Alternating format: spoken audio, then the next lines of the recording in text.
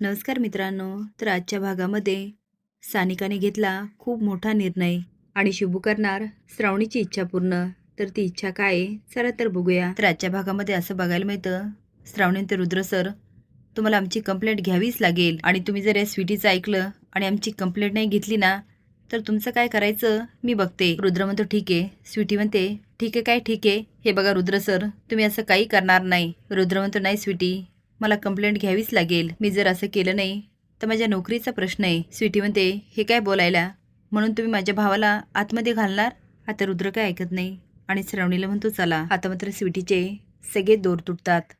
श्रावणी तिच्याकडे रागाने बघते आणि रुद्राच्या मागे जाते. स्वीटी तंतन करत बाहेर जाते आणि अलकनंदाला फोन करते आणि म्हणते बघितलं ना, त्या रुद्र सरांनी त्या श्रावणीची कंप्लेंट घेतलीये, म्हणजे 100% माझा भाऊ आज जाणार. अलकनंदा म्हणते काय, पण हा रुद्र असं कसा करू शकतो? श्रावणी म्हणते तेच तेच मी बोलायली, पण ते ऐकायलाच तयार नाही. आता त्या श्रावणीला काय मी सोडत नसते. अलकनंदा म्हणते पण श्रावणीची कंप्लेंट कशी घेऊ शकतो?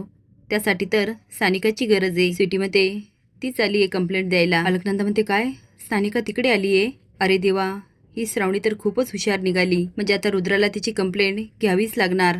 आता सगळे घरी येतात आणि चर्चा करत असतात. शिवबीची टुटूर चालूच असते, पण आता सानिका निर्णय घेते. आता मी कुणाशी लग्नच करणार नाही. अनुराधा म्हणते सानिका अगं हे काय बोलायली? सानिका म्हणते हो आई, मी बरोबर बोलते. मी माझ्या बाळाला जन्म देणार आणि स्वतःने एकटीने वाढवणार. अनुराधा म्हणते पोरी, तुला हे सोपं वाटतंय का? बापाविनं पोरगं कसं वाढल? आणि आता इंद्रनील स्वतःहून तयार झाला ना तुझ्याशी लग्न करायला, मग तू का नाही करत हे लग्न? सानिका म्हणते आई, तो कशावरून फसवत नाही.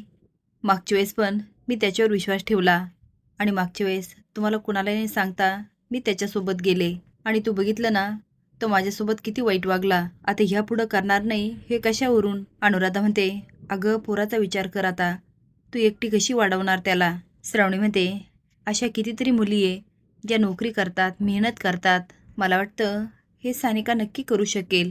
सानिका, तू जो निर्णय घेतला ना तो अगदी योग्य आहे आणि काळजी करू नको, आम्ही आहोत ना तुझ्या पाठीशी. शिव म्हणते हा हा हा, आरी मोठी पाठीशी उभी राहणारी. सानिका, या श्रावणीचं अजिबात ऐकू नकोस. आणि हे बघ, माझ्या बहिणीचं आम्ही बघून घेऊ, तू नको डोकं घालू. शिव म्हणतो शोभाताई, अगं हे काय बोलायली? श्रावणी सानिकाच्या भल्याचाच विचार करते. शोभी म्हणते हाय का आता, आमच्या बहिणीचं भलं आम्हाला नाही कळत होय? हे बघ सानिका, आई म्हणते ना तसंच कर. आता इंद्रनील झाला ना लग्नाला तयार, मग कशाला भाव खातेस? करून टाक त्याच्याशी लग्न, म्हणजे बाळाला पण बाप मिळल. सानिका म्हणते नाही, त्या इंद्रनीलवर आता मी विश्वास नाही ठेवू शकत. अनुराधा म्हणते चल आतमध्ये आराम कर. अण्णा आठवण करून देतात आणि म्हणतात अगं आज आषाढी एकादशी आहे. तेव्हा श्रावणीला आठवतो विशंबर आणि ती भाऊक होते. शुभ म्हणतो काय झालं श्रावणी? ती नाही म्हणून मानायला होते. शुभ म्हणतो अगं तुझ्या चेहऱ्यावर स्पष्ट दिसतंय, बोल काय झालं? श्रावणी म्हणते आजच्या दिवशी ना माझे बाबा विठ्ठलाच्या मंदिरात जातात. शुभ म्हणतो तुला साहेबांना बघायचं आहे का? श्रावणीला खूप रडायला येतं आणि ती म्हणते तुला माहिती आहे का, मला त्यांना खूप बघावंसं वाटतंय, पण मी जाऊ नाही शकत. मला माहिती आहे बाबा माझं तोंड बघणंही पसंत करणार नाही आणि मला त्यांना अजून त्रास नाही द्यायचा. शुभ म्हणतो मी जातो विठ्ठलाच्या मंदिरात, व्हिडिओ काढतो आणि तुला आणून दाखवतो. श्रावणी ते शुभू करशील हे माझ्यासाठी? तो स्माईल करून मान हलवतो. अण्णा म्हणतात का नाही करणार? अगं तू सानिकासाठी एवढं केलं आणि तू एवढंसं करणार नाही? आता श्रावणी आणि शुभू अण्णाकडे बघायला लागतात. अण्णा म्हणतात तुला काय वाटलं, तू सांगितलं नाही म्हणजे मला कळणार नाही? अगं जेव्हा शुभू बोलला ना की हे सगळं श्रावणीने, तेव्हाच मी ओळखलं. आणि खरं सांगू का श्रावणी, हे तूच करू शकतेस, पण या घरातल्या लोकांना कळत नाही याचं मला वाईट वाटतं. श्रावणी म्हणते अण्णा जाऊ द्या ना, यामधून सानिका सुखरूप बाहेर पडली यातच मला सगळं आलं. मागच्या भागामध्ये स्वीटी आणि रुद्राचं खूप भांडण चालू असतं. स्वीटी सारखे रुद्राला दोष देते आणि म्हणते हे सगळं तुमच्यामुळं झालं.